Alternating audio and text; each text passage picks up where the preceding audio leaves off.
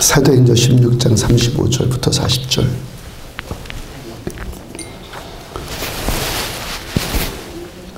(35절부터 40절)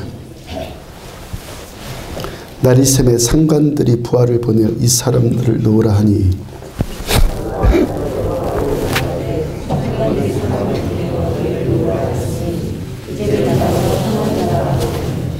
바울이 이르되 로마 사람인 우리를 죄도 정하지 아니하고 궁중 앞에서 때리고 옥에 가두었다가 이제는 가만히 내보내고자 하느냐. 아니라 그들이 친히 와서 우리를 데리고 나가야 하리라 한데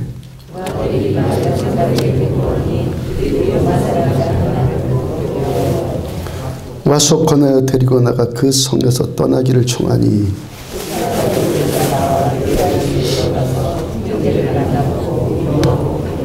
아멘. 한 번 더 생각해 봅시다. 한 번 더 생각해 보시라는 제목으로 사도행전 248번째 말씀 오늘 전해드리도록 합니다. 최근 들어 우리 교회 신자들이 우리 교회 신자가 아닌 몇 분들로부터 또 다 다른 분들이에요. 다른 분들로부터 신앙 상담할 기회가 여러 번 있었어요. 또 공교롭게도 또 이분들이 상담한 내용 전부가 교회 다니는 것이 힘들다는 거예요. 교회 다니는 것이 힘들다. 예배 생활하는 것이, 예배 드리는 것이 힘들다. 어떻게 해야 되느냐. 그런 문제였습니다. 같은 지역의 목사로서 지역 안에 있는 분들과 상담을 했으니까 그 지역의 목회자로서 제가 대답해 주기가 참 곤란한 문제 아니겠어요? 제가 그런 질문 받을 때마다 제 생각 빼면 되겠더라고요. 제 생각 빼고 하나님의 뜻만 명확하게 알려주면 되겠더라고요. 그래서 그런 질문 받을 때마다 교회가 있는 목적, 우리가 신자되었다는 이 본질, 교회됨의 목적, 신자됨의 이 본질, 교회의 이 본질, 교회가 왜 여기 있느냐, 내가 왜 신자냐, 이 본질을, 이 목적을 상기시켜 주었어요. 여기에 이 안디옥 교회가 있어야 되는 목적이 뭐죠? 여러분들이 신자된 목적, 그리고 우리 교회의 안디옥 교회의 신자된 목적이 뭐죠? 이 목적만 살면 된다는 것이죠. 교회도 또 우리 개인의 신앙도 영혼을 향한 소망이 있어야 되잖아요. 하나님의 시간은 영혼이니까. 그 영혼을 향한 소망과 오늘 우리가 여기 살아가는 이 삶의 목적, 이유, 이것이 둘이 서로 부합돼야 되잖아요. 그렇죠? 소망이, 영혼을 향한 소망이 있는데 우리가 그 소망을 위해서 지금 여기서 우리가 뭘 하고 있는가, 우리가 추구하고 있는 이것이 하나님 앞에 합당한가, 이걸 생각해 봐야 되잖아요. 시편 27편 7절을 보면은 여호와여 내가 소리내어 부르짖을 때 들으시고 또한 나를 긍휼히 여기사 응답하소서. 하나님, 내가 소리내어 부르짖을 때 이 영적인 고통 뿐만 아니라 이 삶의 고통들, 이 부르짖고 싶은 심령이 얼마나 많습니까?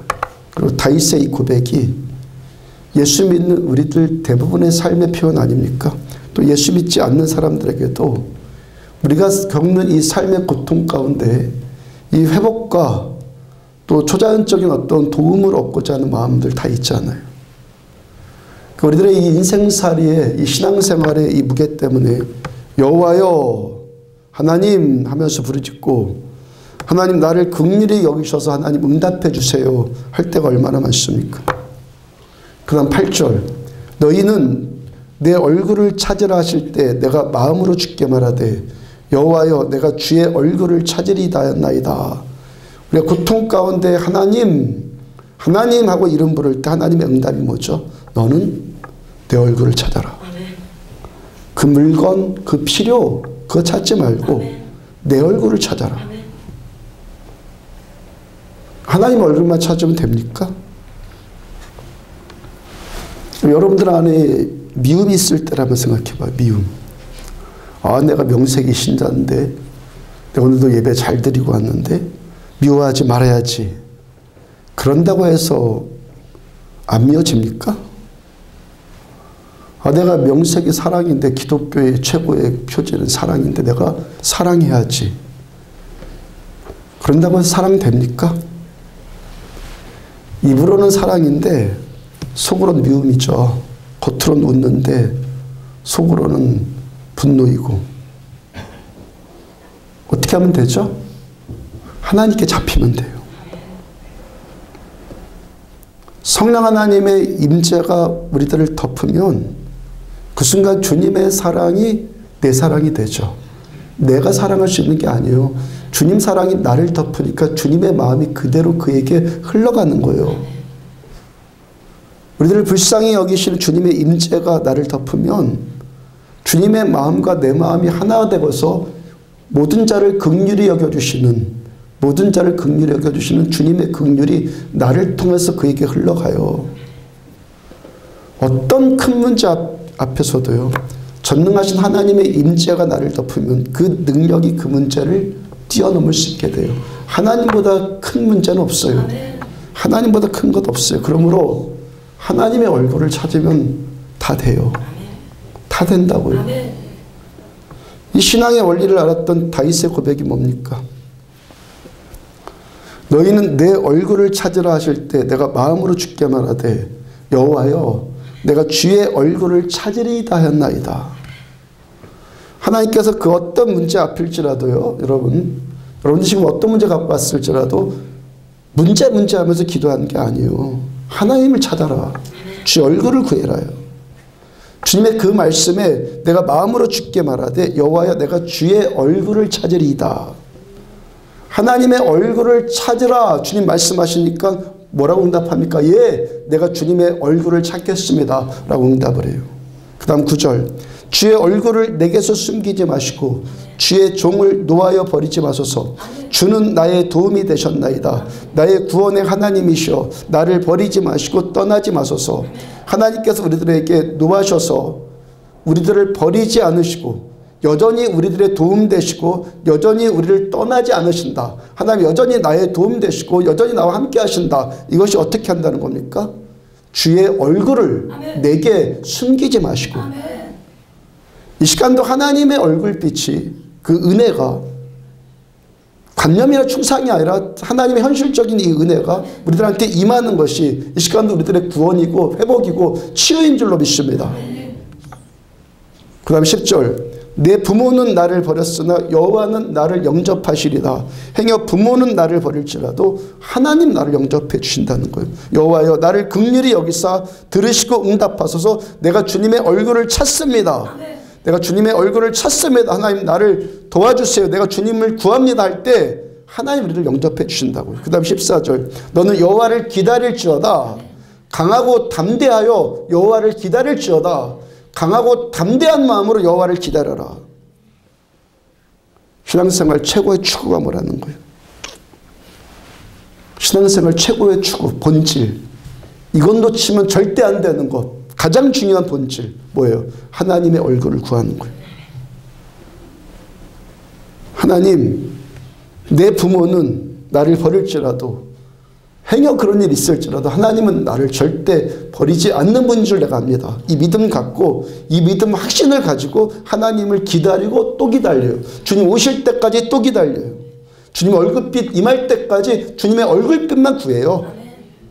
뭐만 구한다고요? 주님 얼굴빛만 구하는 거예요. 주님의 임재가 임할 때까지 주님 임재만 더, 주님 더, 난 주님만 더 필요합니다. 주님 한 분만 나에게 계시면 됩니다. 이게 뭡니까? 신앙의 본질이요. 이것 구하는 교회면 된다는 얘기예요. 아멘. 이것 구하는 신앙이면 된다는 거예요. 그 다음 두 번째 신앙의 본질은 뭐예요? 예수님께서 복음서를 보면요. 내가 온 것은, 내가 이 땅에 오신, 주님이 이 땅에 오신 목적은 그렇게 명확하게 밝힌 구절들이 있거든요. 다 같은 내용들이요. 그 내용들이. 한 구절만 봐요. 요한복음 10장 10절 중간에 보면은 내가 온 것은, 주님 이 땅에 오신 것은 양으로 생명을 얻게 하고 더 풍성히 얻게 하려는 것이라. 주님 이 땅에 오신 목적이 뭐라고요? 양들은 우리가 생명 얻고 그 얼굴빛으로 생명을 얻고 그 생명이 어떻게 풍성해질 만큼 더 얻어요. 내가 생명을 얻었습니다. 이 생명을 얻었을 뿐만 아니라 내 안에서 이 생명이 계속 풍성해집니다. 흘러넘칠 만큼 계속 풍성해집니다. 이것이 무슨 의미입니까? 나에게 임한 이 생명이 나에게만 그치지 않고 흘러넘칠 만큼 계속 임해서 또 다른 자에게 흘러가는 거예요. 또 다른 자에게 흘러가는 거예요. 우리가 신앙생활 한다는 것, 교회의 목적, 신앙의 본질, 줄이고 또 줄이면 이 두 가지예요. 하나는 하나님의 얼굴을 찾는 거예요. 주님께로부터 임하는 필요, 그것 정도 찾는 것이 아니라 주님 자체를 구하는 거예요. 주님의 손으로부터 임하는 어떤 것, 그 정도가 아니라 주님의 얼굴 자체를 구한다고요.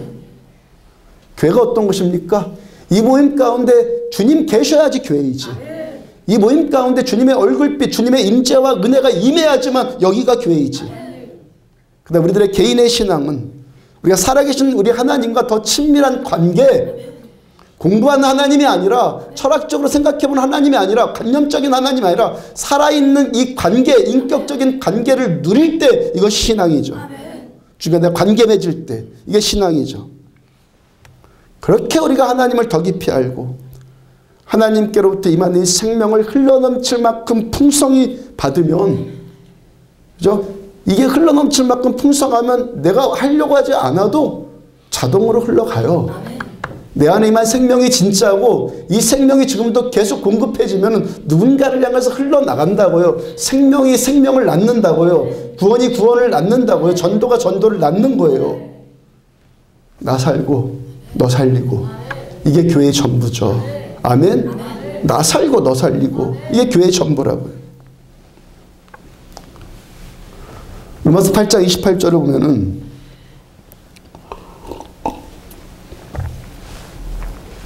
우리가 알거니와 하나님을 사랑하는 자 곧 그의 뜻대로 부르심을 받은 자들에게는 모든 것이 합력하여 선을 이루느니라. 이 말씀 뭐라고 시작해요? 우리가 알거니와, 우리가 바라거니와 하지 않아요. 우리가 알거니와, 우리가 소망하거니와 하지 않아요. 우리가 소원이 있거니와 하지 않아요. 우리가 알거니와. 신앙의 기초는요, 아는 거예요. 하나님을 아는 거예요. 많은 사람들이 교회 나오고 신앙생활하는 1차적인 이유가 다 뭐예요? 늦지막히 예수 믿은 분들 다 뭐 때문에 교회 나왔습니까? 대부분 어떤 바람 때문에 왔죠. 어떤 소망 때문에, 안 풀리는 어떤 인생 때문에. 그래 교회 오지 않았어요? 뭔가 바라는 것 있고 내가 지금보다 내 인생 나아지기를 원하는 뭔가 이 소망이 있기 때문에 처음 교회 나왔잖아요. 그렇게 나왔을지라도 이제부터 제대로 배워야죠. 신앙생활은요, 내 소망이 아니에요. 하나님을 아는 거예요. 먼저 아는 거예요. 우리가 알거니와. 그 다음 하나님을 사랑하는 자 말씀하시는데, 하나님을 사랑하는 자, 하나님 어떤 자가 알아요?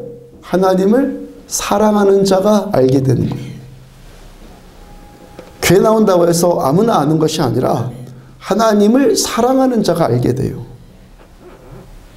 제가 전에 이 말씀 대할 때요, 하나님을 사랑하는 자가 아니라 하나님이 사랑하시는 자가 아닐까? 하나님께서 사랑하시는 자 이렇게 돼야지 문맥이 맞지 않을까? 하나님께서 우리들을 사랑하셔서, 하나님이 우리를 사랑하셔서 우리가 하나님의 뜻대로 부르심 아닌가? 하나님 나를 사랑하셔서 하나님 나를 부르신 것 아닌가? 그랬단 말이에요. 근데 이 말씀 그대로 하나님을 사랑하는 자예요. 하나님의 뜻대로 부르심 받은 자는요, 하나님을 사랑하게 되어 있고, 하나님을 사랑하는 자는 하나님의 뜻대로 부르심 받은 자예요.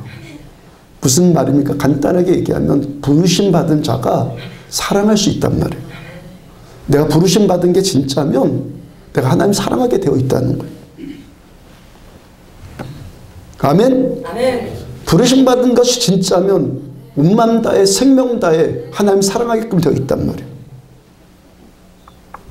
마태복음 13장 34절 보면은 천국은 마치 밭에 감추인 보화와 같으니 사람이 이를 발견한 후 숨겨두고 기뻐하며 돌아가서 자기의 소유를 다 팔아 그 밭을 사느니라. 그 다음 45절 46절 또 천국은 마치 좋은 진주를 구하는 장사와 같으니 급히 값진 진주 하나를 발견하며 가서 자기의 소유를 다 팔아 그 진주를 사느니라.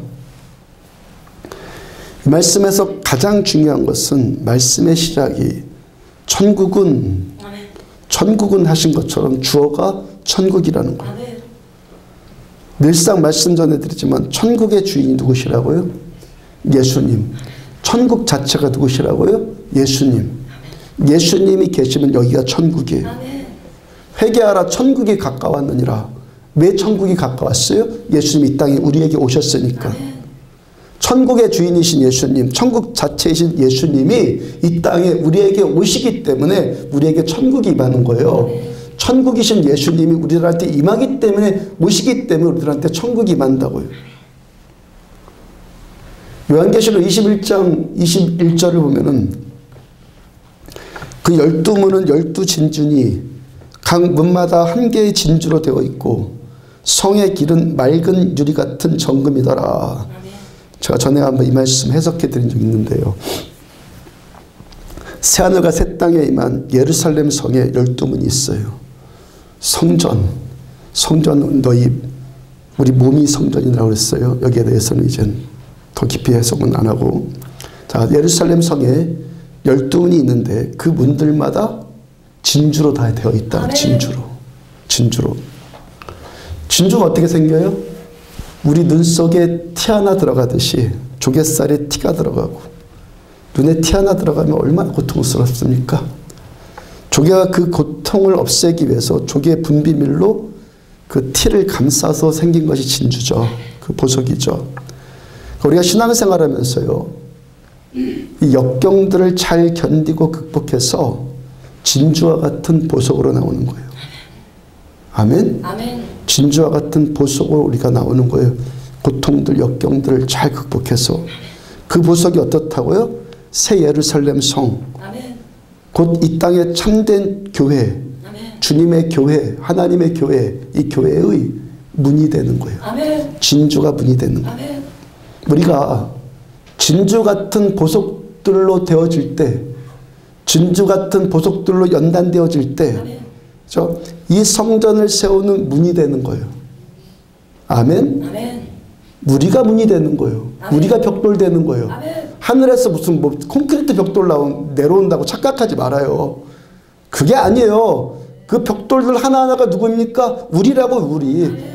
교회는 내 몸이니 이 성전은 주님의 몸이에요. 우리 누구예요? 그 벽돌 하나하나를 세우는 그 벽돌들이라는 몸을 세워나가는. 주님께서 그렇게 만들어지는 진주, 그 고통을 감싸 안으면서 그렇게 만들어져 가는 그 진주, 그 진주를 보시는 천국의 주인이신 예수님. 아멘. 천국은 하면서 천국의 주인이신 예수님의 마음이 어떻다는 거예요? 그 진주같이 만들어질 자를 발견하고 기쁘시다는 거예요. 진주처럼 만들어질 자를 발견하시고 너무 기쁘시다는 거예요. 그 다음에 자기 소유를 다 팔아서 주께서 그 값진 진주 하나를 사셨어요. 주님의 소유를 다 팔아서 우리들을, 저와 여러분들을 주님께서 주님의 소유 삼아 주셨다고. 생명보다 더 귀한 소유 있어요? 뭘 갖다 준다고 해서 생명과 바꾸겠어요? 예수님께서 십자가에서 주님의 생명, 주님의 소유 다 팔아서 저 여러분들 사셨잖아요. 여러분, 내가 정말 그 사랑 알아. 주님의 생명까지 주님의 소유 다 팔아서 나를 사신 예수님의 그 사랑을 내가 안다면, 그리고 내가 그 사랑 받는 자라면, 우리가 알거니와 그 사랑 우리가 안다면 당연히 나타날 비결이 뭐예요? 그 사랑을 내가 참으로 안다면 당연히 나타날 비결이 뭐죠? 이제부터는 내가 내 소유를 다 팔아서 그 천국 살려고 하지 않겠어요? 나를 진주처럼 여겨주신 우리 주님께 나 역시도 이제부터는 주님만 가장 값진 보화가 되고 주님만 가장 값진 진주가 되죠. 그래서 하나님을 사랑하는 자, 하나님의 그 사랑 받은 자는 하나님을 사랑하는 것이 당연하다는 거예요. 그 바울께서 하나님의 사랑받는 자가 아니라 하나님을 사랑하는 자라고 정확하게 표현한 거예요. 하나님의 사랑받은 자는, 곧 주님의 그 뜻대로 부르심 받은 자는요, 하나님만 사랑하게 되어 있어요. 요한복음 14장 21절 보면은 나의 계명을 지키는 자라야 나를 사랑하는 자니. 하나님 사랑하는 자는 하나님의 계명을 지켜요. 요즘에 계속 말씀 전해드리는 것이 참된 사랑이 어떻다고요? 참된 사랑은 희생과 헌신을 수반한다고요. 희생과 헌신을 수반한다고요. 지난 주일에 말씀 전해드린 것처럼요, 어린아이가 아닌 장성한 자, 성숙한 자, 선생된 자, 어떤 자라고 말씀 전해드렸어요? 교회 생활에 통달한 자, 십자가 교리에 대해서 논문이라도 쓸 만큼, 박사학위라도 받을 만큼 다 아는 자, 그런 자라가 어른이라고요? 장성한 자라고요? 성숙한 자라고? 아니요. 예수님께서 자기 소유 다 팔아서 저 여러분들 사신 것처럼 우리 또한 내 소유 다 팔아서 예수님 사는 사람. 예수님께서 우리 위해 십자가에 죽으심, 희생, 헌신하신 것처럼 우리 또한 그 십자가의 길을 따라가는 사람.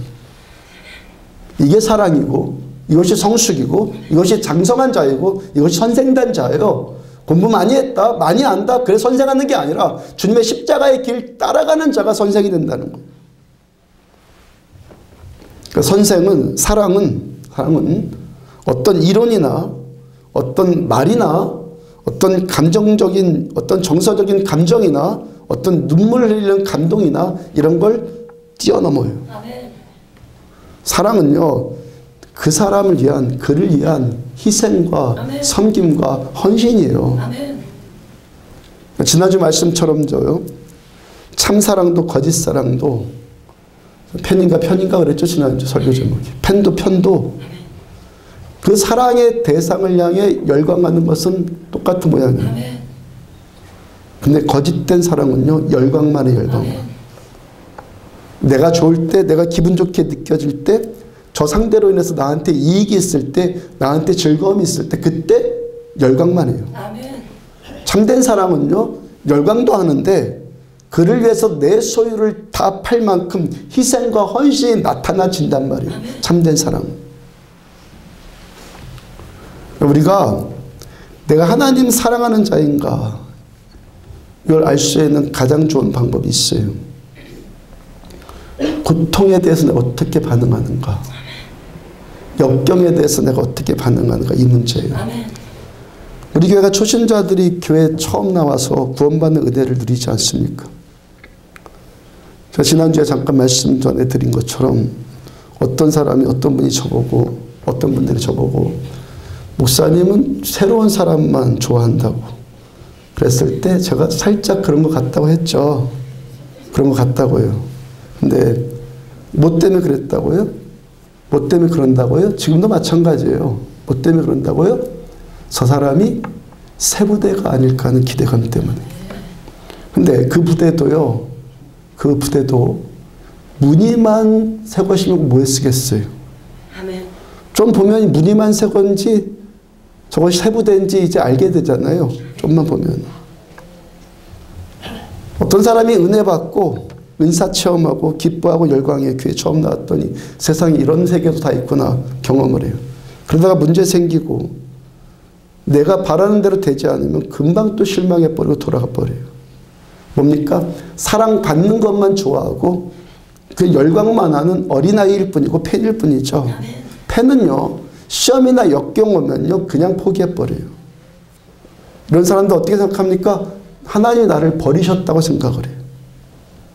내가 하나님께 버림당했다고 생각을 합니다. 아니면 하나님 나한테 관심이 없다고 생각하거나 나를 위해서 하나님은 아무것도 안 해준다고 생각을 해요. 하나님 사랑하는 사람은 끝까지 하나님 사랑해요. 끝까지. 주님 위해 수고하고 헌신하고 희생하기까지 주님 사랑해요. 잠시 뭐 시험이 와서 흔들리고 좌절할 수 있겠지만 또 일어서요. 왜? 하나님께서 먼저 진주처럼 그를 사랑하시고 그 역시도 하나님을 진주처럼 사랑하기 때문에 그 뜻대로 하나님의 그 뜻대로 부르심 받아서 그 뜻대로 사랑하는 사람이 알게 되는 것이 결국 뭐예요? 뭘 알아요? 로마서 8장 28절을 다시 보면 우리가 알거니와 하나님을 사랑하는 자, 곧 그 뜻대로 부르심을 받은 자들에게는 모든 것이 합력하여 선을 이루느니라. 모든 것이 합력해서 선을 이룬다. 이걸 알게 돼요. 그래서 모든 것은 주로 좋은 것 의미하지 않는다고 그랬죠. 불행, 실패, 좌절, 질병, 죽음 이것까지 다 포함하는 말이에요. 그리고 그 불행, 우리가 겪는 불행이요, 우리가 겪는 실패요, 좌절, 질병 이런 것들의 대부분의 뿌리가 뭐죠? 우리가 겪는 고통, 불행, 좌절, 질병, 실망, 죽음 이런 것들의 대부분의 뿌리가 뭐죠? 뭐가 뿌리입니까? 죄입니다. 하나님 뭐라고 말씀하시는 거예요? 하나님은 우리의 죄까지도 사용하셔서 선을 이루신다는 거예요. 로마서 5장 3절과 4절을 보면은 다만 이뿐 아니라 우리가 환난 중에도 즐거워하나니 이는 환난은 인내를, 인내는 연단을, 연단은 소망을 이루는 줄 알미라. 자, 이 말씀이 합력해서 선이 이루어지는 과정인데 왜 우리가 환난 겪고 있는데도 즐거워할 수 있다고 합니까?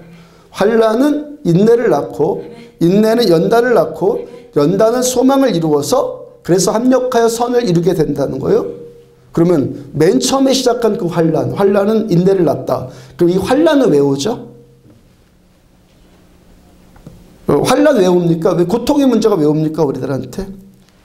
많은 사람들이요, 하나님이 나를 연단시키기 위해서 환난을 준다고 생각하는데요, 대부분의 경우는요, 그건 자기 미화예요. 아멘. 아, 내가 지금 고통받는 것은 하나님이 나를 연단시키기 위한 거야. 이거 대부분 뭐라는 겁니까? 자기 미화라고요. 환난은요, 환난은 연단을 위해 주어지지 않아요. 우리가 환난 받는 거 하나님이 나를 연단시키기 위해서 환난 주셨다 아니라는 거예요. 만약에 우리 생각대로 환난이, 내가 겪는 환난이 나의 연단을 위해서 주어진 것이라면 이 말씀 이렇게 바뀌어야 돼요.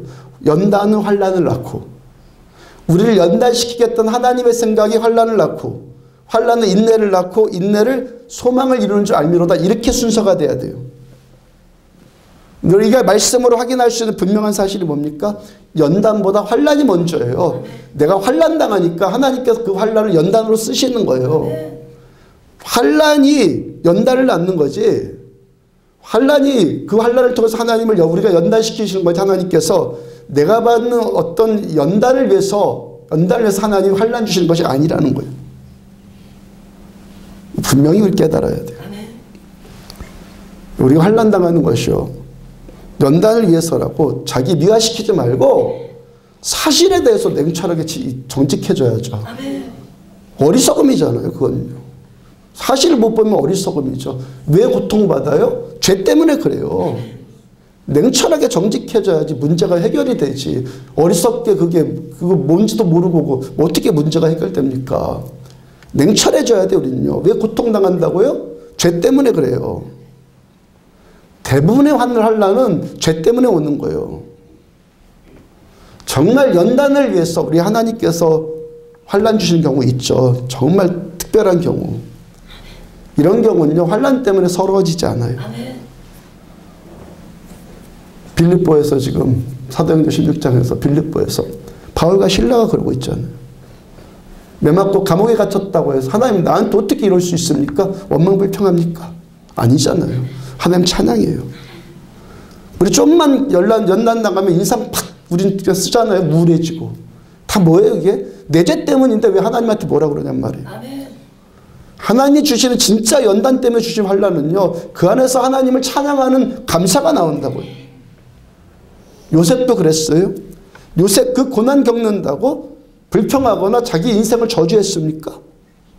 형들이 어떻게 나한테 이럴 수 있어? 내가 왜 되는 일마다 이렇게 꼬입니까? 왜 감옥에, 왜 죄수에, 감옥에, 노예에, 왜 나는 왜 이렇습니까? 요셉이 그랬습니까?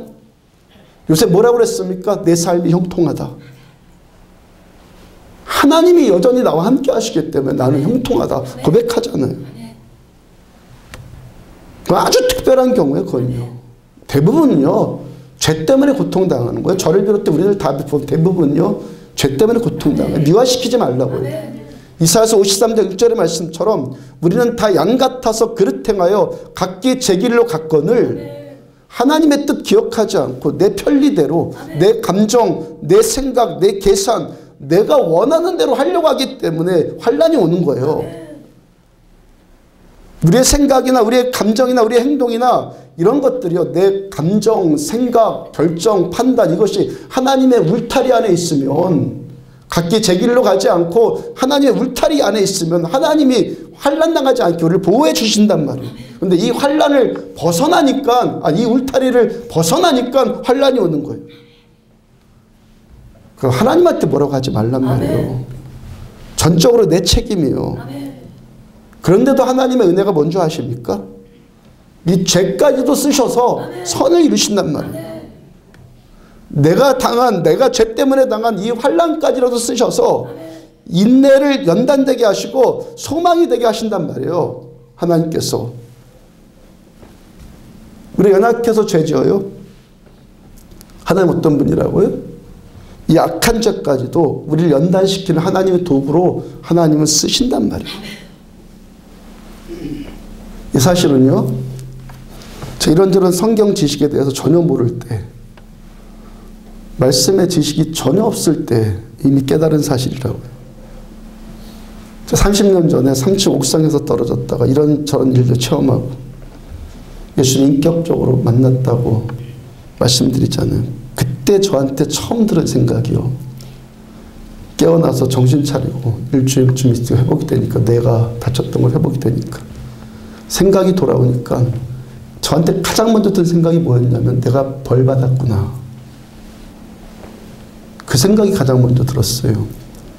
하나님께 불순종하고 항상 내 마음대로 사니까 하나님 나한테 이렇게 벌 주셨구나 라고 생각을 했어요. 근데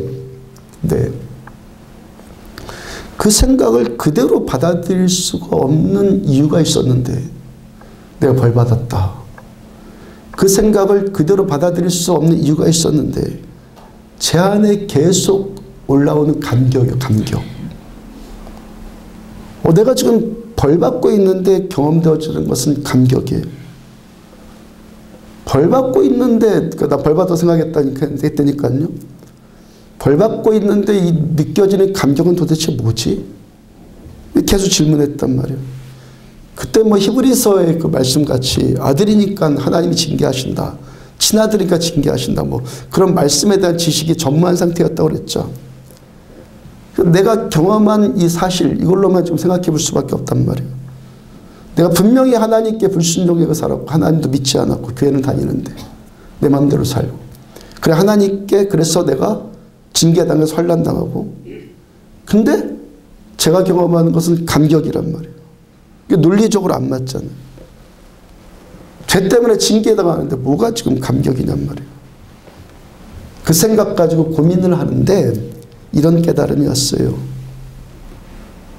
죄는 내가 지었는데 은혜는 하나님이 주셨구나. 아멘. 죄는 내가 지었는데 은혜는 하나님이 주셨구나. 아멘. 누가복음 6장 35절 최근에 말씀 깨달은 거 있다고 그랬죠. 그는 하나님은 은혜를 모르는 자와 악한 자에게도 인자하시니라. 아멘. 여러분들, 우리들 악한 자보다 더 싫은 자가 누구예요? 은혜 모르는 자잖아요. 김정은이 싫습니까? 악해도 우리는 별로 그 사람 싫어하지 않아. 왜? 나한테 한 것 없으니까. 직접 되고. 근데 내가 은혜를 베풀었는데 저자가 배은망덕했어요. 얼마나 싫습니까? 기분 나쁩니까? 그렇지 않아요? 측량할 수 없는 하나님의 사랑이 어떻다고 그래요? 하나님은 은혜 모르는 배은망덕한 자에게도 인자를 베풀어 주신다고. 아멘. 이분이 우리 하나님이시라고. 도대체 이해가 할 수 없는 하나님의 사랑이에요. 악한 자에게 은혜 베푸는 건 당연하고, 하나님의 그 배은망덕한 자에게도 우리 하나님은 인자를 베풀어 주신대요. 그 당시 그때 만약에 제가 거기서 죽었으면요, 전 지옥 갔었다고 그랬죠. 지옥에 갈 수밖에 없었는데 하나님이 그 길 막아주신 거잖아요. 하나님이 저를 징계하신 것이 아니라 제가 죄짓고 까부는데 그래서 그 틈으로 마귀가 들어왔고요. 만약에 마귀의 계략대로 계속 진행되었으면 제가 죽어서 지옥 가야 되잖아요. 여기 없어야 된다고요. 근데 주님이 개입하셔서 막으셨단 말이에요. 주님이 저를 때리신 것이 아니더란 말이에요. 그 감격이 여기 올라오는 감격. 제가 지은 죄를 틈타서 마귀는 저를 죽이려고 했는데 주님께서 그거 막으시고 구원하시고 제 생명까지도 살려주셨단 말이에요. 제가 어떤 일 경험한 겁니까? 처음 경험한 게 뭐예요? 하나님을 인격적으로 만나면서 경험한 거. 죄는 환난을 낳고, 아멘? 아멘. 죄는 환난 낳는 거예요. 아멘. 환난은 인내를 낳고, 인내는 연단을 낳고, 연단은 소망을 낳고, 이 모든 과정을 통해서 합력하여 선을 이루시는 하나님의 이 말씀을 내가 깨달은 거잖아요. 하나님의 그 은혜 때문에 환난 당하는데도 감격이 있더라니, 감격. 하나님 어떤 분이십니까? 우리의 죄까지도, 우리가 전 죄까지도 합하여 선을 이루신 분이에요. 죄 짓고 다니란 말 아니라는 거 아시죠? 그렇지만 내 연약함 때문에 지은 죄까지도 하나님은 그걸 합하여서 선을 이루신다고요. 죄까지도 선을 이루신 우리 하나님께서 그 어떤 일일지라도, 그 어떤 일을 쓰셔서라도 선을 이루지 못할 일이 어디 있겠냔 말이에요. 합력한다는 말은요, 함께 일한다는 뜻이에요. 함께 일한다. 우리가 하나님 부르심 받은 자면, 하나님 안에 있으면 성공과 실패, 실패와 성공이 함께 어울려서 선을 만들어 나가요. 성공만이 선 아니에요? 하나님은요, 실패도 선으로 바꿀 수 있어요. 유도 선수도 그렇게 하잖아요. 상대가 별 볼 일 없으면 내 힘을 업어치게 해버리고, 저 상대가 나보다 강하면 그 상대의 힘을 여기 이용해서 업어치게 하고. 우리들의 신앙 여정이 이렇단 말입니다. 우리도 이 어려운 평탄함, 내가 예수 믿는 자면 이 어려운 평탄함 다 이용해서 하나님께로 더 빨리 가는 거예요. 훌륭한 선언은요, 순풍에만 가지 않아요. 역풍에도 전진할 수 있다고, 훌륭한 선언은. 부산에 여러분들 태종대 가보셨어요? 태종대 가보셨죠? 안 가보신 분들은 가보시고요. 그 낭떠러지가 엄청나잖아요. 거기 가보면 자살바위라는 건 있죠. 지금도 뭐 거기 있는지 없는지 모르겠는데, 그 자살바위에 제가 봤을 때만 해도 이런 편말이 있었어요. 오늘 설교 제목. 다시 한번 생각해 보시기 바랍니다. 하도 거기서 자살하는 사람들 많으니까 그런 편말 거기다 갖다 놓은 것 아니겠어요? 대개가 그 문구를 보면요, 사실 우리들의 본능은 살고 싶은 거거든요. 죽고 싶다 죽고서 입으로만 그러는 거지 사실은 본능은 살고 싶은 거예요. 네. 그래서요, 대부분 자살하려고 간 사람이 그 편말 보면요, 그거 자살하지 않고 돌아온다고 그래요. 근데 어떤 사람이요, 눈이 나빴는지 그거 못 보고 자살하려고 그랬어요. 그걸 못 봐서 편말을 못 보고 죽으려고 갔단 말이에요. 자살하려고 낭떠러지 절벽에 서서 보니까 너무 높거든요. 현기증 날 만큼 높거든요. 또 요즘같이 겨울이라서 너무 춥고, 아, 저 물이 또 얼마나 차갑겠는가. 그리고 봄에 죽자. 따뜻할 때 죽자로 돌아섰어요. 근데 딱 돌아섰는데 그때 그 편말이 눈에 띄인 겁니다. 다시 한번 생각해 보시기 바랍니다. 다시 한번 생각해 본 사람이 어떻게 했어요? 그래, 사나이가 칼을 뽑았으면 무라도 베야지. 그러고 다시 뛰어내렸어요. 죽지 말라는 것을 죽으라고 받아들이면 되겠어요? 하나님 우리를 죽으라고 하시는 분입니까? 선하신 하나님인데, 모든 걸 합력하여 선을 이루시는데 죽지 말라는 것을 죽으라고 해석하면 되겠냐고요.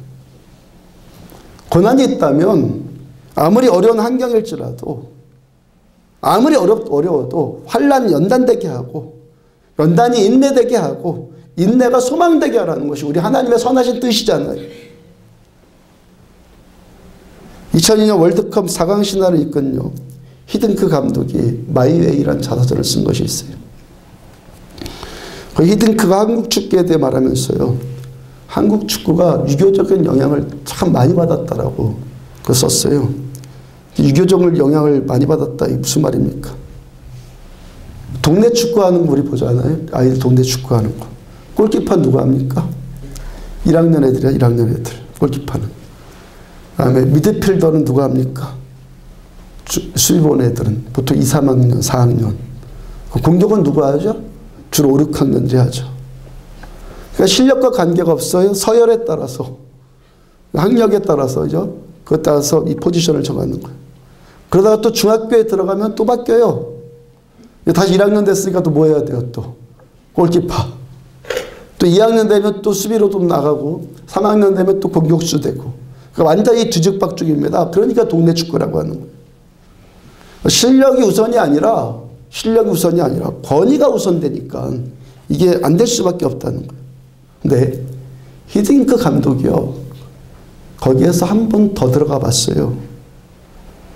보니까 이렇게 기가 막힌 나라도 없거든요. 모든 선수가 다 오른발잡이라고 하는데 보니까 또 왼발도 잘해요. 또 왼발잡이라고 하는데 또 오른발도 잘 차거든요. 야, 너 어떤 일이냐, 너 왜 그러냐 그랬더니 중학교 때는 제가 왼쪽에서 뛰었는데 고등학교 때는 오른쪽에서 뛰었어요. 또 공격수가 또 수비도 잘 봐요. 너 어떤 일이야 물어보니까 중학교 때 수비수였는데 고등학교 때는 공격수로 뛰었어요. 하다못해 김병지 같은 사람도요, 이 골키퍼가 뭐 골로 차는 막, 야, 넌 도대체 뭐냐? 옛날엔 내가 센터포드였거든요. 이 평범한 사람들이 이런 모습 보면 어떻게 매도합니까? 저 망할놈의 유교주의 때문에. 한국은 축구도 안 되는 나라예요. 유교주의 때문에. 그렇게 비관하잖아요. 히딩크 어떻게 생각했어요? 야, 세상에 이런 나라가 다 있다, 야. 이렇게 모든 포지션을 다 감당할 수 있는 선수가 어디냐? 그래서 나온 개념이요, 멀티플레이어예요. 제가 지난번에 한번 멀티플레이어 설명해 드렸죠. 음악적인 용어였다고 설명드렸죠. 관현악단이나 뭐 이런 그룹 사운드에서 여러 개의 악기를 한꺼번에 다 다룰 수 있는 사람이 멀티플레이어라고 그랬죠. 근데 이 개념을, 음악적인 개념을 축구에 처음 도입한 나라가 어딘 줄 아십니까? 남미나 유럽이 아니라 한국이에요. 한국이었다고요. 히딩크 감독이 박지성 선수 같은 사람을 멀티플레이어로 그렇게 뛰게 해서 성공한 거라고요. 똑같은 환경인데요, 적용이 다른단 말이에요. 똑같은 환경인데 생각이 달라요. 우리가 구분해야 될 단어가 있습니다. 염려와 침체, 침체와 염려. 염려, 늘 겪죠. 인간이기 때문에 근심할 수밖에 없잖아요. 걱정되잖아요. 근데 이건 일시적인 거예요. 그죠? 일시적으로 기쁨을 잃는 것이고, 좋은 건 아니지만 시간 지나고 환경 바뀌면 금방 다시 회복되는 것이 염려잖아요. 근데 침체는 뭡니까? 이 염려가 장기간 지속되는 거예요. 그래서 자기 힘으로는 이제 어떻게 회복될 수 없는 상태, 이걸 침체라고 하는 거예요. 그렇기 때문에요, 침체는요, 꼭 진단해야 되는 거예요. 꼭 치료가 필요한 겁니다. 침체는요, 꼭 회복이 필요한 거예요. 빌립보서 1장 12절을 보면은, 형제들아, 내가 당한 일이 도리어 복음 전파의 진전이 된 줄을 너희가 알기를 원하노라. 그래서 사도 바울이 말하는 나의 당한 일이 도대체 뭐죠? 나의 당한 일. 사도행전 끝부분으로 가면요, 바울이 죄수의 몸으로 이제 로마로 가잖아요. 그래, 처음 로마에 끌려왔을 때는요, 바울이 비록 죄수였지만 상당 기간은요, 비교적 자유로운 생활을 했다고요. 처음 로마 왔을 때는요, 감옥에 바로 들어가지 않고 하숙집 같은 곳에 있었어요. 그 집은 벗어나지 못하는데 그 집을 방문하는 많은 사람들을 자유롭게 만날 수 있었단 말입니다. 그들한테 자유롭게 복음 전할 수 있었고, 어느 날부터인가 사정이 달라졌어요. 로마 시위대 감옥으로 옮겨졌어요. 이감된 거예요. 여기서 육체적으로 매이게 되었고 사람들도 자유롭게 이제 만날 수가 없게 되었어요. 이감이 되었다. 또 뭘 의미합니까? 이제 재판받을 날짜가 가까웠다. 이젠 순교당할 날짜가 가까웠다. 그 감옥에서 매일 쇠사슬을 차고 잠자고, 무엇보다도 바울을 고통 준 것은 외로움, 상실감. 그 디모데후서 4장 9절을 보면은 바울이 디모데한테 편지하면서 너는 어서 속히 나한테 와라. 디모데 보고 싶다는 거죠. 외롭다는 거죠. 계속되는 말씀이 대만은 이 세상을 사랑하여 나를 버리고 데살로니가로 갔고 그레스게는 갈라디아로 디도는 달마디아로 갔고 누가만 나와 함께 있느니라. 다 떠났다는 거예요. 뭡니까? 감옥에서 생애 마지막에서 배신의 아픔을 느껴요. 근데 바울께서요 그런 환경 때문에 침체되냐고요. 아픔이 없었다는 것 아닙니다. 외로움, 상실감, 고통, 환란 이거 없었다는 것 아니에요. 근데 이 환란에도 불구하고 이러한 환경에도 불구하고 바울은 침체되지 않았다는 거예요. 우울해지지 않았어요. 그 다음 13절 이러므로 나의 매임이 그리스도 안에서 온 시대 안과 그 밖의 모든 사람에게 나타났으니 제가 대학을요 학부 때 경제학을 전공했는데요. 회계학 공부에 대차대조표라는 것이 있습니다. 대차, 대조하는 거 두 개를. 그 수입, 지출 이거 표로 만들어서 서로 비교하는 거예요. 지금 바울께서요 로마 감옥에 갇혀서 자기 인생에 대한 지금 대차대조표를 만들고 있는 거예요. 시대 감옥이 고통스럽지 않았다는 거 전혀 아니에요. 환경이 얼마나 불결했겠습니까? 2000년 전 그 시대에 무슨 인권 보장이 어디에 있겠어요? 그 만나고 싶은 사람들 보고 싶은 그 외로움 독방에 혼자 갇혀있는 그 외로움 얼마나 컸겠어요? 그런데 나의 매음이 그리스도 안에서 내가 지금 이렇게 감옥에 갇힌 것이 그리스도 안에서 온 시대 안과 그 밖의 모든 사람에게 다 나타났다. 이 말씀 무슨 뜻이죠? 지금까지 사귀었던 사람들 이제 나를 버리고 갔지만 이제 그들 만날 수 없지만 이제는 또 다른 사람을 내가 얻었다.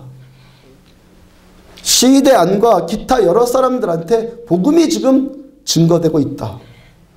로마의 시대로 가면요. 로마 군대의 최정예 부대거든요. 황제를 지키는 직속 근위 부대라고요. 그 로마 귀족들한테 복음 들어가요. 그러니까 로마가 그 짧은 시간 안에 복음이 계속 빨리 확산되어져 있다는 거예요. 그 바울이 고백하는 건 뭡니까? 감옥에 있을지라도 내가 유익하다. 만약에 고통에만 초점 맞췄으면 어땠습니까? 난 끔찍하다. 나 비참하다. 이랬겠죠. 바울 어떻게 했습니까? 나는 유익하다. 하나님의 나라에 여전히 초점 맞추니까 하나님 사랑하는 자가 분명히 맞으니까 하나님께 뜻대로 부르심받은 자가 분명히 맞으니까 로마 시대 감옥의 세사들까지도 하나님 나라를 위해서 유익하게 쓰임받는 도구가 되더라는 거예요. 오늘 사도행전 본문 37절 보면요. 37절 다 같이 한번 읽어봅시다. 시작. 바울이 이르되 로마 사람인 우리도 죄를 정하지 아니하고 공중 앞에서 때리고 옥에 가두었다가 이제는 가만히 내보내고자 하느냐. 아니라 그들이 친히 와서 우리를 데리고 나가야 하리라 한데 바울 때리고 옥에 가두었던 빌립보 관리들이요. 바울께서 야 내가 로마 시민권자야. 그러니까 기겁을 하고 달려왔다고 지난주 말씀 전해드렸죠. 그리고 로마 시민권은 그 당시 최고의 기득권을 보장해 줬다고요. 그러니까 빌립보 관리들이 그런 사람을 그런 바울을 재판도 하지 않고 때리고 감옥에 가뒀으니까 로마 정부로부터 심한 문책받을 것이 뻔하단 말이에요. 그러니까 바울께서 내가 로마 시민권자다 이 한마디만 했다면요. 빌립보뿐만이 아니라 그 이전에 루스드라에서도 비시디아에서도 당한 그 모든 고통들 핍박들 하나도 겪지 않아도 되었다고요. 빌립보 3장 20절에서 그러나 우리들의 시민권은 하늘에 있는지라 그 고백한 대로 바울은 하늘 시민권만 의지해요. 저희까지 개척하면서요. 여기까지 목회하면서요. 제가 하나님께 징계당했을 때 어려움 겪었을 때 그러다 환난당했을 때요. 대부분 어떤 때였냐면요. 하나님 의지하지 않고 제 잠깨 불렸을 때 사람 의지할 때 하나님은요. 하나님만 의지하기를 원하세요.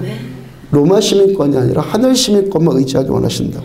하늘 시민권자인 바울은요. 세상 권력 의지하지 않았고 그래서 맞을 때 그냥 맞아버리고 때릴 때 그냥 당해버리고 그냥 오직 하나님의 얼굴만을 구해요. 그 다음에 이제까지 로마 시민권자라고 말하지 않았다고 왜 또 갑자기 일이 다 끝난 다음에 내가 로마 시민권자다 그렇게 말했다고요? 바울은 로마로 가서 복음 전하고 싶어서 그 당시 로마법이 내가 로마 시민권자다라고 말하고 내가 당한 이 일로 인해서 나는 로마 황제한테 재판받고 싶다 상소하면 로마 황제한테 가서 재판받았다고 말씀드렸죠. 바울의 초점은 하나님의 나라이고 그를 위해서 지금 생명을 얻고 더 풍성히 얻게 하는 것이 바울의 오직 한 가지 초점인데 내가 로마에 가서 복음 전하고 싶다. 지금 그땐가 보다 하고 지금 말한 거예요. 근데 왜 더 이상 황제까지 가서 내가 재판받고 싶지 않다. 재판받고 싶다. 거기까지 말하지 않고 더 이상 진행하지 않습니까? 성령의 내적 감동이 지금은 아니다. 지금은 아니다. 그거 말씀해 주셨기 때문에. 그러면 이 일이 내가 지금 로마 시민권자다라고 말한 이 일이 아무런 효율도 없었겠습니까? 만약에 성경 안에서요. 지금 18절에 이 말씀을 빼버려도 이 앞뒤 문맥이 진행되는데 전혀 문제가 없거든요. 근데 왜 굳이 이 18절의 말씀을 지금 여기다 집어넣어놨죠? 바울이 내가 로마 시민권자다라고 말하고 있는 이 말씀을 왜 여기다 꼭 집어넣어야 됐죠? 바울께서는요. 이 사건을 통해서요. 로마 시민권자한테 주어지는 혜택 분명하구나. 이거 분명히 확인했어요. 자신한테 주어진 이 로마 시민권이 로마로 가서 복음 전하게 하기 위한 하나님의 선물이구나. 이거 지금 확인했단 말이에요. 지금까지 바울께서요. 하늘 시민권만 붙들었고 로마 시민권에 대해서는 배관시했단 말이에요. 그런데 로마 시민권을 지금 한번 내세워 보니까 이거 정말 특권이구나. 내가 이거 로마까지 정말 갈 수 있겠구나 하는 것을 지금 확인을 했단 말이에요. 그래서 바울께서 결정적인 순간에 이 로마 시민권 사용해서 로마 시위대 감옥까지 가게 되었고 복음이 로마로부터 땅끝까지 전해지게 하는 그 힘이 된 거잖아요. 모든 것이 합력한 선을 이루게 하시는 하나님의 뜻 안에 있으니까 로마 시민권도요. 로마의 복음화를 위한 결정적인 키가 되더라는 거예요. 우리 하나님을 사랑하고 하나님의 뜻대로 부르심받은 자라면 우리가 당하는 모든 일들 내가 하나님께 부르심받은 자라면 저 여러분들이 당하는 그 어떤 일일지라도 모든 일 또 갖춰진 그 어떤 것이랄지라도 버릴 것이 하나도 없다는 거예요. 우리가 뭔가를 갖추고 있는데 그 갖추고 있는 것이 하나님의 뜻 안에 내가 머물러 있다면 이것도요 하나님 나라의 중요한 선교적인 도구가 될 수 있단 말이에요. 조성주 집사님이 어제 카톡으로 저한테 메시지 보내온 것이 있어요. 목사님 사업이 얼마나 성장하든지 제 사업이 얼마나 성장하든지 매출이 얼마가 되든지 다 본질이라는 것을 깨닫습니다. 오직 저를 복음을 전파하는 증인으로 만들기 위해서 이 모든 것을 미리 준비하고 계획하신 주님의 마음을 느낍니다. 근데 저한테 두려움이 있다면 하나님의 마음을 잃을까 봐서 두렵습니다. 저도 연약한 사람이기에 마음이 부자 될까 두렵습니다. 하나님만 구하는 즐거운 거지가 되어서 비록 지금은 많이 부족하지만 목사님과 비전을 함께하고 교회를 섬기는 동역자로 살아가는 날들을 소망합니다. 목사님 진심으로 감사드리며 늘 감사드립니다. 고맙습니다. 감사합니다. 집사님 저에게 이런 메시지를 보낸 계기가 있었어요.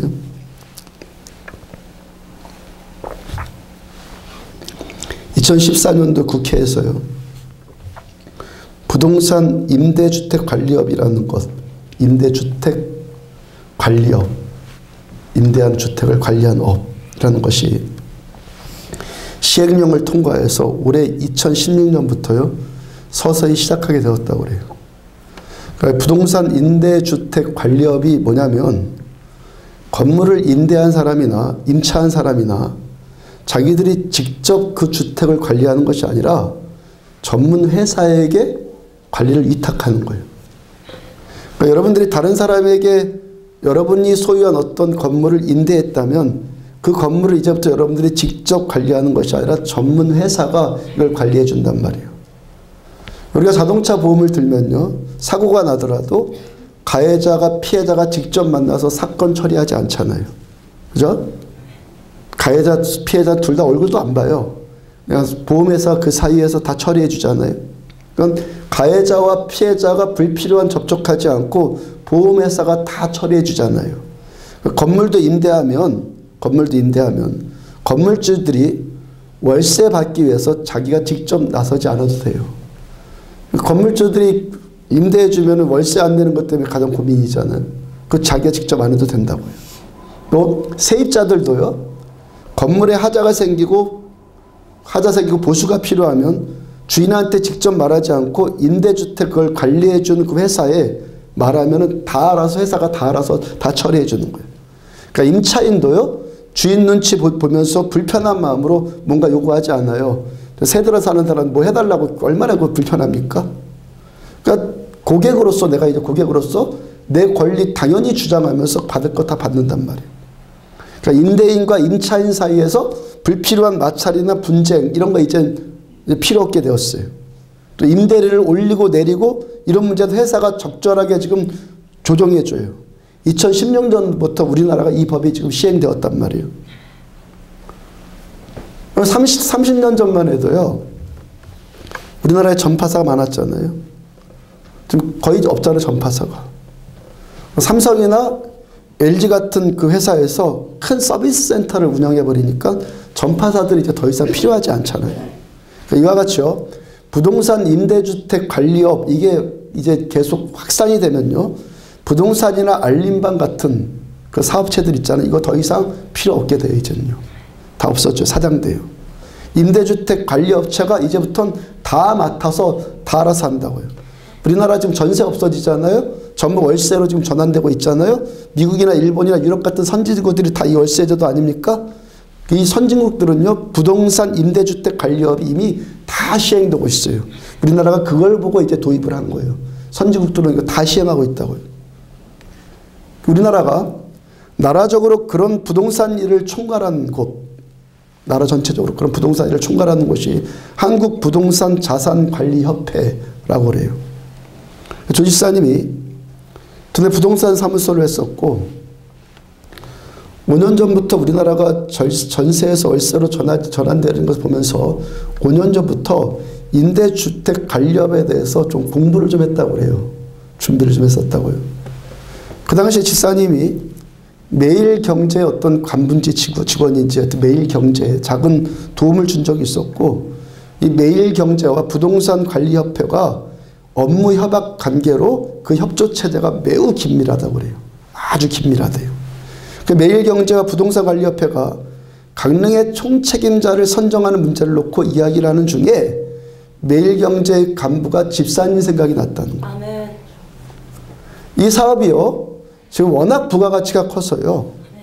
강릉에서도 이미 여러 사람이 이 정보를 알고요. 영어권을 따내려고 그날 서울로 여러 사람이 올라갔어요. 물론 그 사람들이 소위 말해서요. 이 백 쓰는 것도 미리 손 다 써놓고 가 올라간 거예요. 여러 사람이.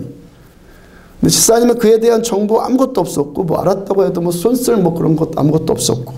근데 지난주 목요일날 갑자기 연락이 온 거예요. 그 매일경제 그분으로부터. 그래서 서울에 올라가게 되었고 부동산관리협회 협회장과 4시간 동안 독대하면서 이야기를 나눴다고 그래요. 근데 매일경제 쪽에서 이야기를 얼마나 잘해놨는지 강릉을 총괄하는 사업주로 지사님을 선정했대요. 아멘. 놀랍죠? 아멘. 그 지사님 고백이 하나님이 빼기 최고라고요. 아멘. 그래서 중요한 것이 또 뭐죠? 그래서 어떻다는 겁니까? 뭐가 남는다는 거고 돈이 얼마나 들어온다는 거고 뭐 그거 아니에요 여러분들. 우리는 그쪽으로 밟지 않아요. 그 지사님이 지금 우리 교회 2년 전인가 이제 뭐 설명돼갑니까? 교회라고 처음 나와서 1,500만 원으로 시작해서 지금 이런 일들이 지금 계속 되어지고 있단 말이에요. 500만 원으로 처음 시작됐단 말이에요. 저 어제 처음 시작된 그 내용, 그 500만 원 그 처음 시작한 그 내용이 도대체 그때가 뭐였었지 어렴풋해서 그때 설교를 찾아봐서 다시 한번 읽어봤어요.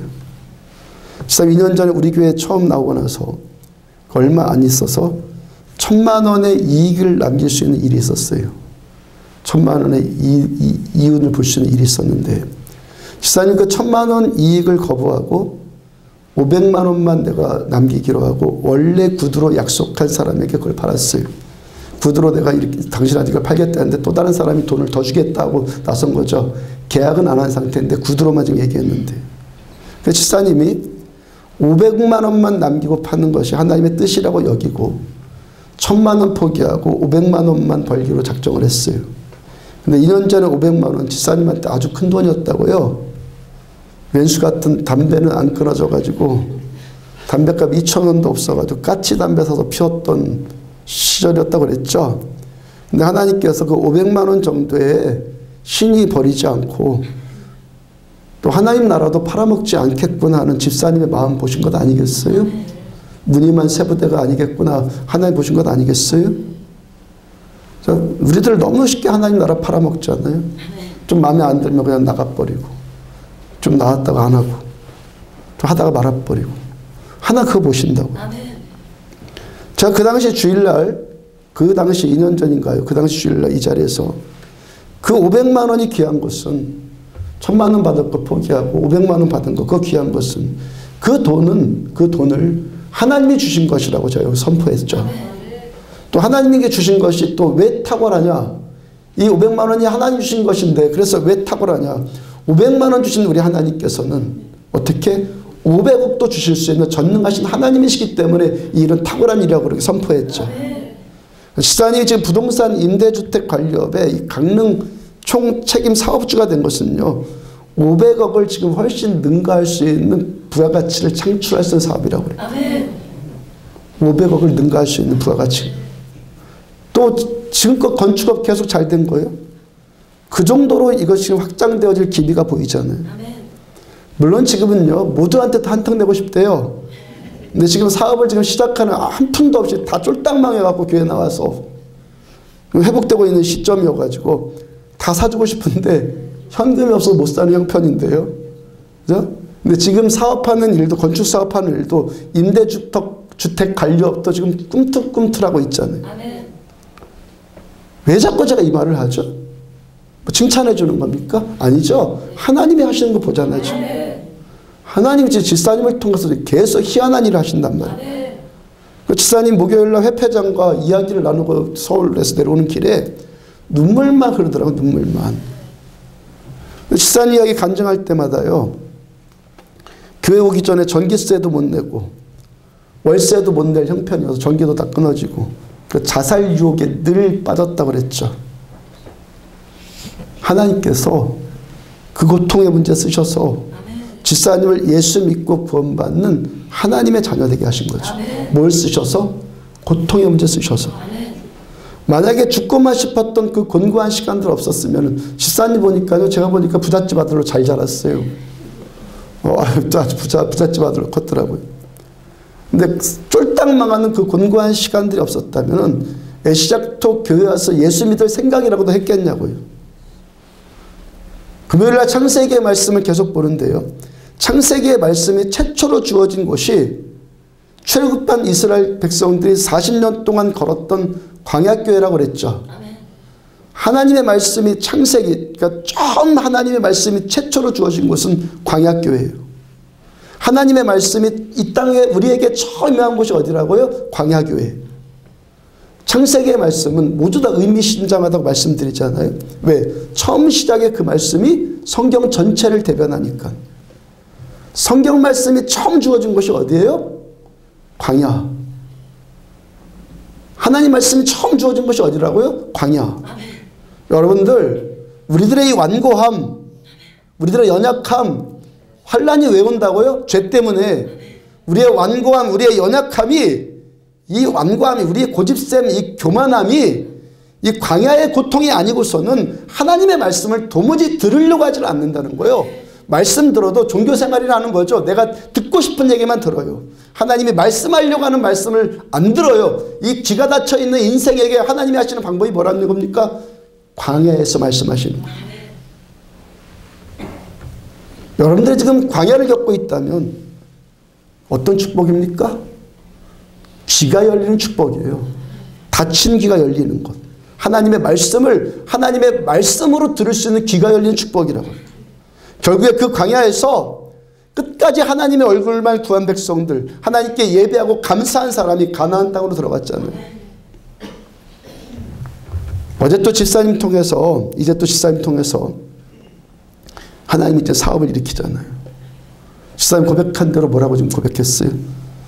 복음의 증인되게 하려고 하나님 나를 쓰시려고 계획하시는 걸 느껴진다고. 그 집사님이 그 영광스러운 일을 위해서 나머지 인생 쓰임받고 싶다고 하잖아요. 자기 배만 두드리지 않고 하나님의 나라를 위해서 다 쓰고 싶다라고 고백한단 말이에요. 그리고 제가 선교 다니면요, 목사가 선교 다니면 일체의 비용 다 되겠대요. 제 생활 집사님이 다 책임져 주겠대요. 야, 복은 제가 더 받아서 그러니까. 우리 교회 복 받았고. 여러분, 하나님은요, 우리의 죄도, 우리의 고통도, 우리의 형통도 다 쓰세요. 하나님의 손에 붙들리면 선을 이루지 못할 것 없어요. 내가 뭐 어떠하다, 내가 잘한다 못한다 이게 아니야. 하나님이 합하여 선을 주셔. 우리 하나님께서 하나님의 인자와 자비가 선을 베푸는 거예요. 우리가 지켜나가야 될 건 뭡니까? 우리가 지켜야 될 건 뭐죠? 이 목적과 본질 타락하지 말고 끝까지 순수하십시오. 교회의 본질, 신앙생활하는 목적 끝까지 순수하라고요. 우리가 삶을 살아가면서요, 내 삶을 방향을 잡아주는 중요한 진리가 있어요. 내 어떤 상황에 대해서 판단 내려야 될 때, 어떤 이 상황에서 내가 결정해야 될 때, 내가 지금 편한가 어려운가, 고통스러운가 행복한가 이런 것으로 판단하는 게 아니에요. 이런 것에 대해서 판단하지 않다고요. 내가 편하냐, 나한테 이익이 되느냐, 나한테 고통이냐, 어렵냐 이런 걸로 판단하는 게 아니란 말이에요. 어떻게 판단합니까? 나는 지금도 내가 가야 할 그 길, 내가 가야 하는 본래 목적, 거기를 향해서 내가 지금도 가고 있느냐, 이것만 가장 중요한 거예요. 그 목적, 신자의 본질, 교회됨의 본질, 뭐라고 말씀 전해드립니까? 하나님의 얼굴 구하는 것. 500억 주었다고 해서 거기에 빠지는 게 아니라 그럼 비본질이고 여전히 우리 하나님만, 하나님의 얼굴만 구하고, 그래서 그 생명이 내 안에 들어오고 이 생명이 흘러넘칠 만큼 또 다른 사람에게 흘러가게 하는 것, 이것이 교회이고 우리가 살아가는 이후의 가장 위대한 목적이란 말이에요. 내가 지금도 이 땅을 살아가는 가장 위대한 목적은 내가 하나님의 얼굴을 지금도 찾고 그 얼굴빛으로 임하는 그 생명 안에서 내 생명 풍성해지고 더 풍성해져서 또 다른 사람에게 이 생명이 흘러가는 것이 우리가 살아가는 가장 삶의 탁월한 이유란 말이에요. 그 목적 살아있다면 우리들 하나님 사랑하는 자이고 우리들 그 뜻대로 부르심받은 자들이에요. 하나님 사랑하는 자, 그 뜻대로 부르심받은 자들에게는 모든 것이 합력해서, 모든 문제, 모든 것, 내가 준 어떤 것일지라도 합력해서 하나님이 선을 이루게 하세요. 이 은혜 누리시기를 축복합니다. 두 가지 본질 날마다 붙드십시오. 주님의 얼굴만 더 찾는 것, 생명 풍성히 얻어서 누군가에게 흘러가는 인생 사는 것, 이 신앙의 순수함, 목적 잃어버리지 말고 끝까지 잘 가기를 주의 이름으로 축복합니다. 이래서 찬양합시다.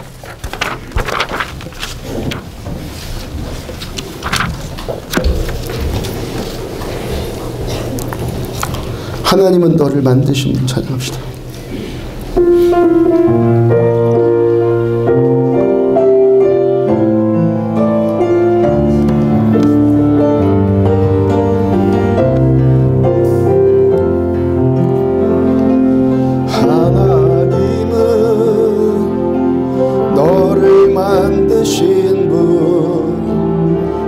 가장 많이 알고 계시며 하나님은 너를 만드신 분, 너를 가장 깊이 이해하신단다. 하나님은 너를 지키시는 분, 너를 절대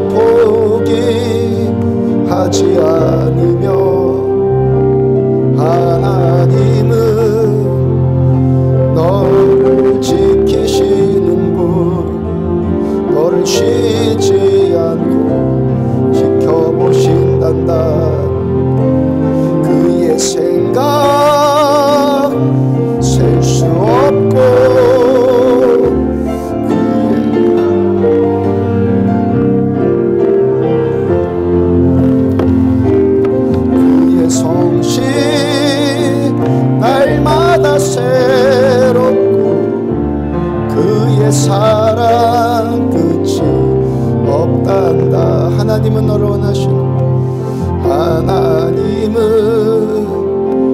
너를 원하시는 분.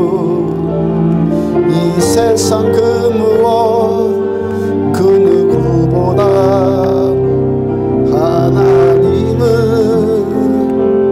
너를 원하시는 분. 너와 같이 있고 싶어 하신단다.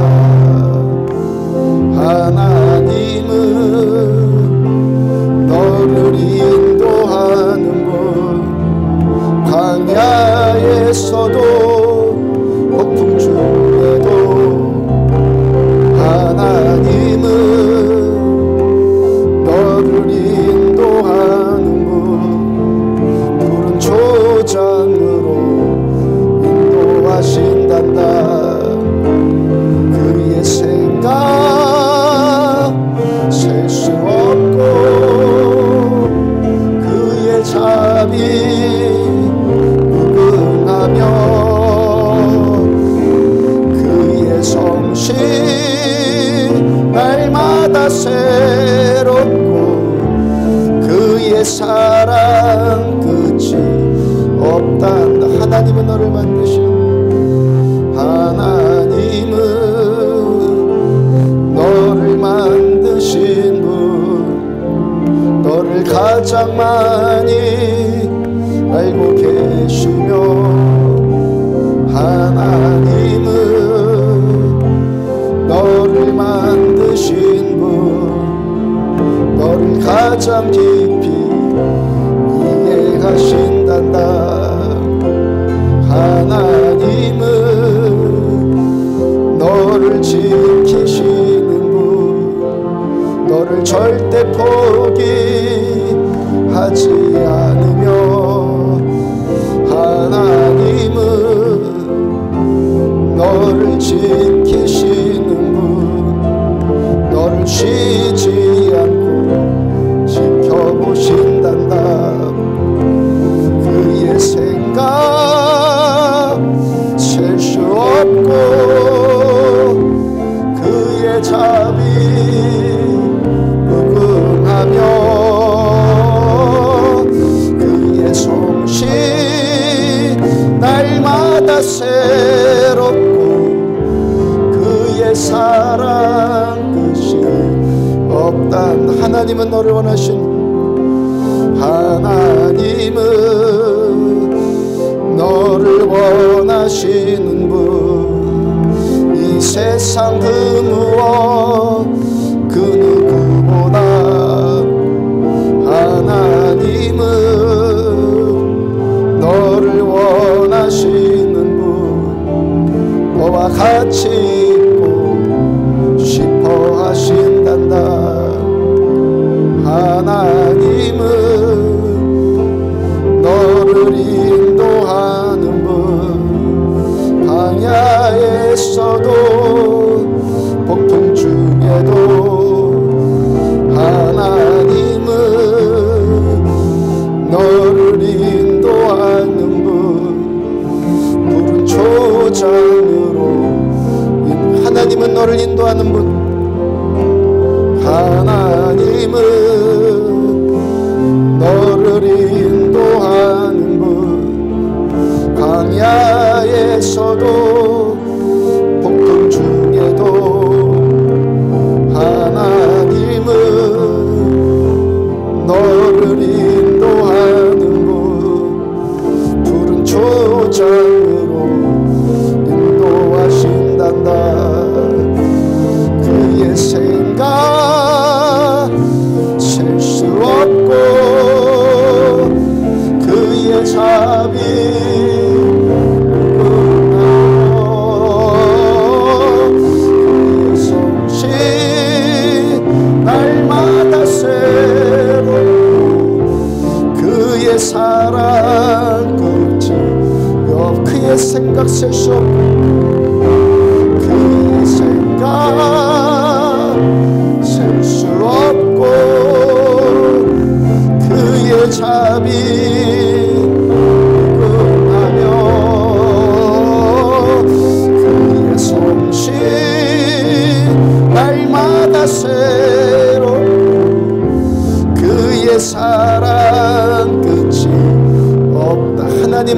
원하시는 하나님은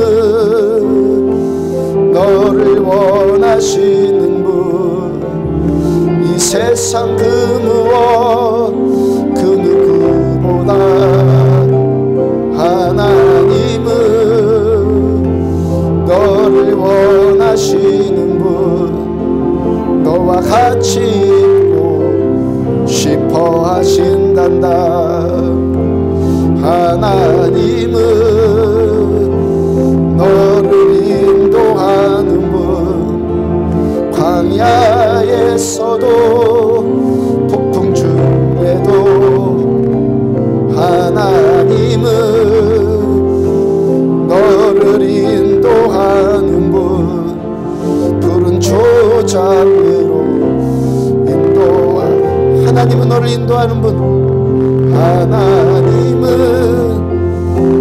너를 인도하는 분, 광야에서도 폭풍 중에도 하나님은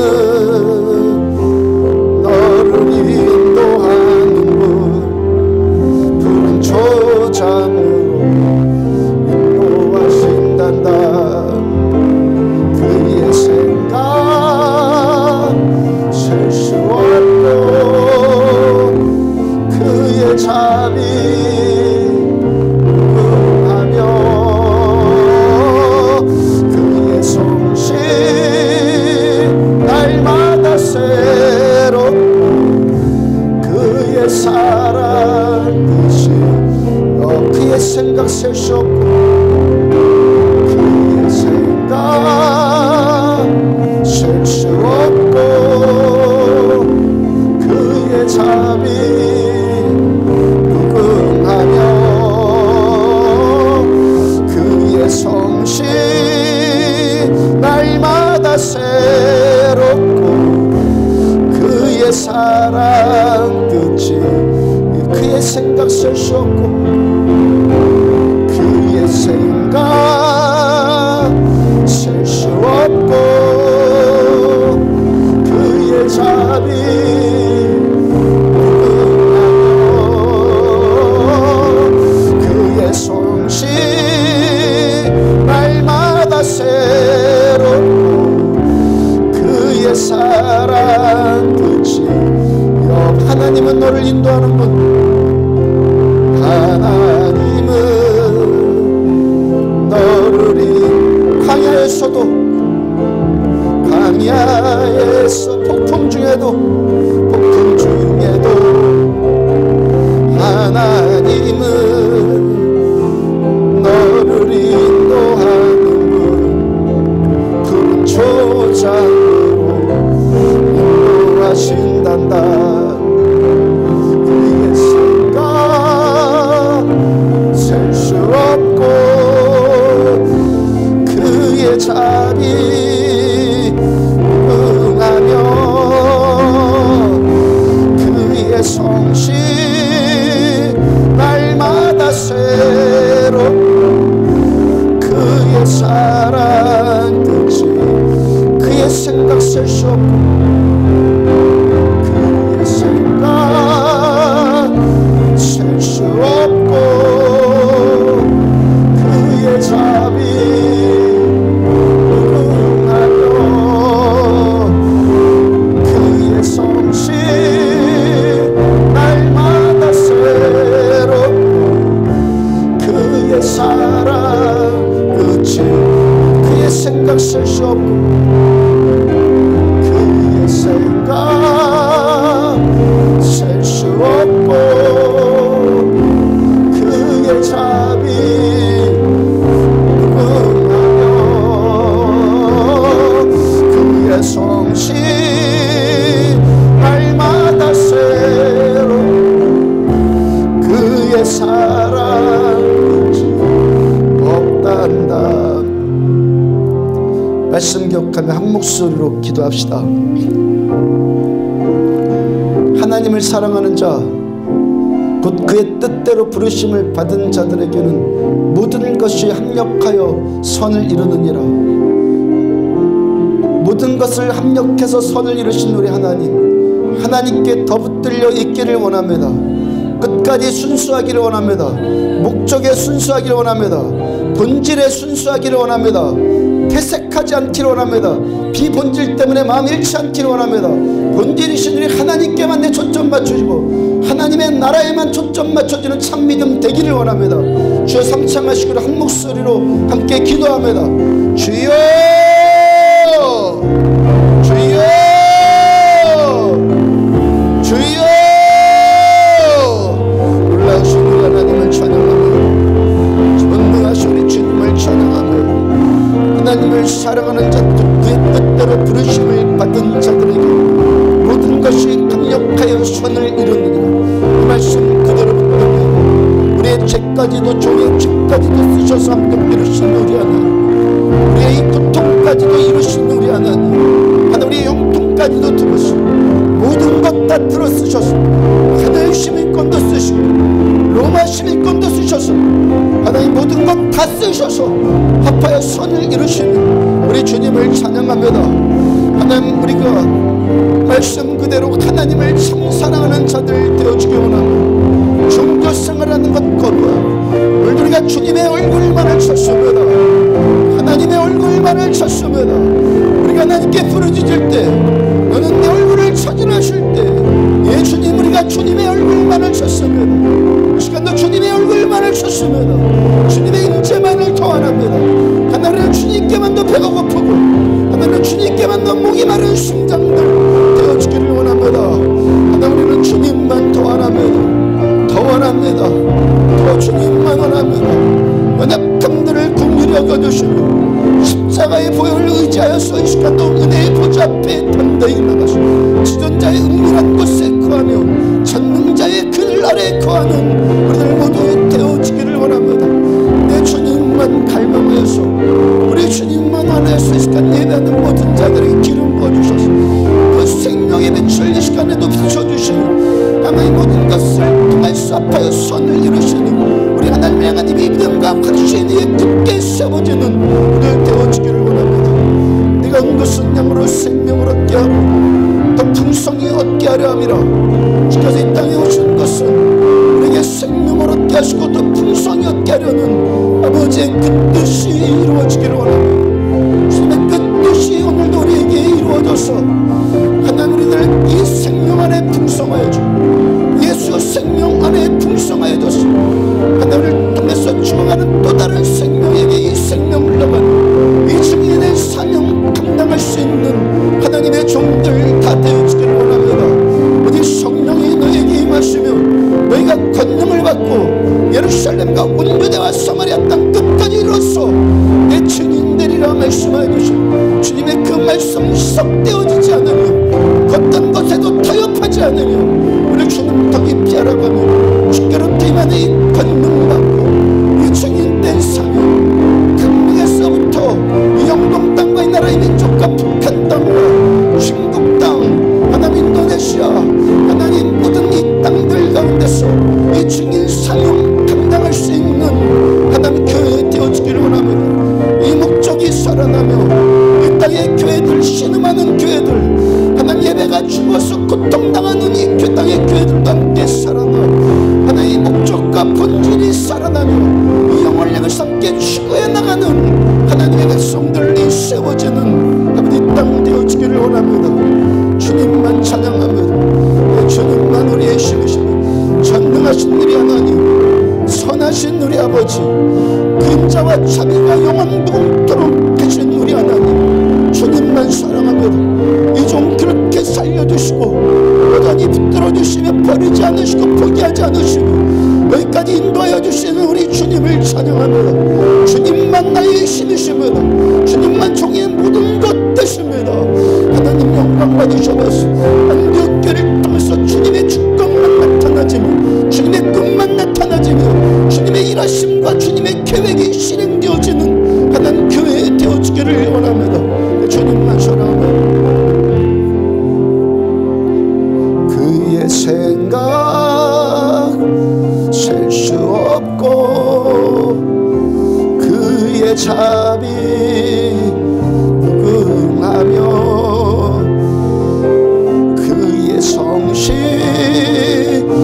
날마다 새롭고 그의 사랑 끝이 없다. 하나님께 두 손 들고 하나님을 인정합시다.